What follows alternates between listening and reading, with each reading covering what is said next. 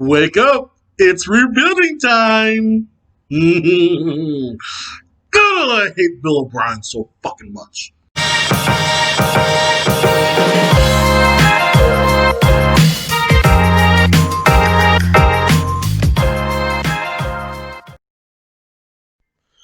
Alright, what is good, Porch Talk Sports? Welcome to the show tonight. I am your host, JP, as usual. If you like what you see, always hit that subscribe button down low, like, and comment. Thank y'all so much for tuning in. Now, guys, tonight I am going to talk Houston Texans Rebuild. Um, the 2020 season's over. We're 1-6 at the time of this video, and y'all, we are not gonna get any better. So you might as well start planning for your next head coach or your next regime. Right now, as of today, we have 8 picks in the 2021 draft. Now, some people are going to say 9. No, it's 8 still for right now because that trade with Eli Anoku was for next year, and that was a 7th rounder. So we don't get another pick this year. We might get another pick this year through another way. The loss of DJ Reader. You do get draft compensation for that when you lose high-priced free agents, but you only get those in the rounds 3 through 7. So we might get one more third-round pick because we lost DJ Reader, so that's a possibility. But as of right now, we have 8 picks, none in the first or the second. We have 1 third, 2 fourths, 1 fifth, 3 sixth-round picks, and 1 seventh. So the Texans Rebuild. So right now, as we know, Deshaun, Larry Tunsil, Titus Howard, JJ is not going anywhere. And honestly, for those saying that JJ was going to go somewhere, I knew that he wasn't, simply for the fact that he was the one that got Bill O'Brien fired. You're not going to get rid of a guy like that who has so much authority in an organization like that. So JJ stayed around, totally. Deshaun, too, that's unquestioned. Tunsil, I could see them change their mind in trading, but I don't think that's going to happen.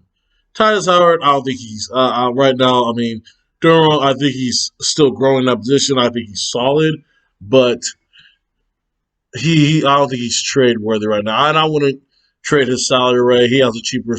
He still is playing under a rookie contract. Granted, he was a first round pick. It's not that expensive to our roster, so I wouldn't necessarily want to trade him. I would want to trade the big money guys. But unfortunately, the 2 of the big money guys are the ones that aren't going to get traded. So who will? In my opinion, you've been hearing already Will Fuller. That one, I mean, I'll be cool with. Granted, he's not high. He is not a high draft priority, and also, I mean, like a high, salary priority for a team. But if we're able to get a third rounder for him, which I think is possible, I think that's sufficient enough. You also have to take and put and take that Fuller will be on his last. This is the end of his rookie contract with the Texans. We didn't extend him, and so he's going to be a free agent after this year, I believe. Or actually, my bad.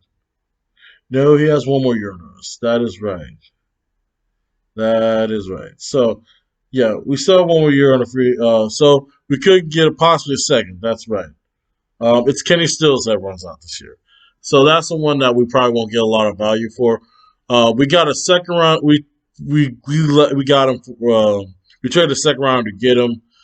He wasn't worth that. Unfortunately, he's probably not going to be worth a third. We're probably going to have to settle for a 4th or a 5th, man, and just that one. That salary needs to get off the books immediately. Don't wrong, that salary is going to be off the books after the season, no way. But we got to at least get that salary off the books. So that's $7 million freed up right there. On defense, who's probably most likely to be traded, man? I've been hearing rumors of Justin Reed. I would like somehow for this rebuild to happen without trading Justin Reed, but I almost think it's impossible at this point. You can get, honestly, possibly a first rounder for him. And if I do get a first rounder for Justin Reed, I totally do it. Because what we can do with that pick is trade back and get more picks. This year, we need to stock up on draft collateral. This team has way too many holes and will have too many holes after the season. We need to replenish the offensive line. We need to fix the secondary. Don't get me wrong, Conley being out doesn't help, but right now, Hargraves, he's going to have to go after this year. We're going to have to get another corner. We're probably going to be Roby is probably a contract that is probably going to be moved at the fire sale, so that could be another one that we see out the door. And honestly, we'd love to see out the door. I think Roby is being paid too much. Honestly, if I'm not mistaken, he's getting paid $11 million a year. He should not be getting paid double digits by anybody, dude. He's a decent corner. He's not a true number one. Let's all get real on that one, man. So, if we're able to trade that money away, we can shed probably about. I want to say that's 11 million right there. We can also shed, like I said, probably also Merciless too as well. I see him possibly going out the door too. And for Merciless, even though he is at his age, and that's a bad contract, I don't think we can get a lot of draft collateral for him. Don't get me wrong, he's still effective, but I think we would get a third rounder after that. And that would be okay with me. To me, what we need to really do is possibly get a first rounder and really stock up draft picks between the second and third round. We have no second or third round pick. If we can possibly get a first rounder from somebody, that'd be great. But if we can mainly stock up on second and third round draft picks, we can really give ourselves a chance. Because honestly, think about this, guys. This draft is different from no other. There was a lot of great first round talented players that are not playing this season simply because of COVID, and their draft stock is going to go down that way. For from that perspective, but let's also remember that you know draft process, man. People's rise and fall all the time. So, y'all, it's a tough situation, but it's fixable, man. It's definitely fixable. We can get some collateral for our guys. We just can't give away for absolute bullshit, but we can get some collateral for these guys. Merciless would be the one I say would be gone. Is probably most likely to be gone. Fuller would speak too because he's already being talked about with the Packers, and I'm also in the Browns. The Patriots are a possibility too. The Eagles, and I'm glad there's a lot of names being talked about in terms of Will Fuller because that means there's competition. So we might be able to, if somebody's desperate enough to throw out a pick, man, pull that trigger. So that's good that his name's being mixed up a lot. I heard also Kenny Stills, Brandon Cooks could be another possibility. This is a wide receiver rich draft too coming up. So many were drafted this year, so that means there are also going to be some really good ones that fall to us in the draft. That's what I'm saying. We need really just stock them in that second to third round range to really replenish our draft. Just so many problems, man. We need a running back. David Johnson's absolute garbage. I really can't believe he's actually a running back in the NFL. He,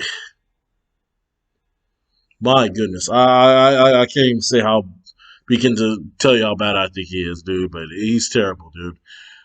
And it just there's plenty good running backs coming out, and just it makes you wonder what the hell he was thinking. Just I will never understand how you could trade a running back for a receiver in this day and age, and that's the stupidest thing I ever heard. Um, Other thing is we definitely need to rebuild the offensive line. The tackle positions, I think we're all right. We don't really need to look at that. We need to look at getting the interior. Don't get me wrong. I would rather us go through free agency in order to rebuild the offensive line, but I know that's not technically possible because of how much money is invested. It depends on how much money we were able to get off the books for that. So I would like to at least get one veteran offensive lineman and one rookie. That'd be nice so you can develop. and be on this team, that'd be good too. Because Zach Fulton, Sayo Clemente, and honestly, dude, Nick Martin's starting to be overrated to me. The entire interior offensive line, you can't run the ball in there because, David Johnson's getting stacked in the line. And don't get me wrong, he sucks too, but it's just the middle offensive line ain't helping it either. So, um, another thing, guys, it's just we don't need to panic. That is. This is one year. If we can find some ways, like I said, to make draft collateral, we can make it possible. We can make this rebuild happen, guys. So, guys, that's gonna be it for me tonight on the show. Thank you so much for tuning in. That is my version of a Texans rebuild. It could. I think in the rebuild, I think it's the best way. Get run, replenish the talent. Deshaun Watson himself is still pretty young. He's only 25 years old, and in 2 or 3 years, he'll be 28. And, what I'm saying? He'll be just in the prime of his career. And hopefully by that time, we get our shit together as an organization. So that's going to be it for me tonight, guys. Thank y'all so much for tuning in. Like I said, subscribe, like, comment, and always, always, God bless. Thank y'all so much.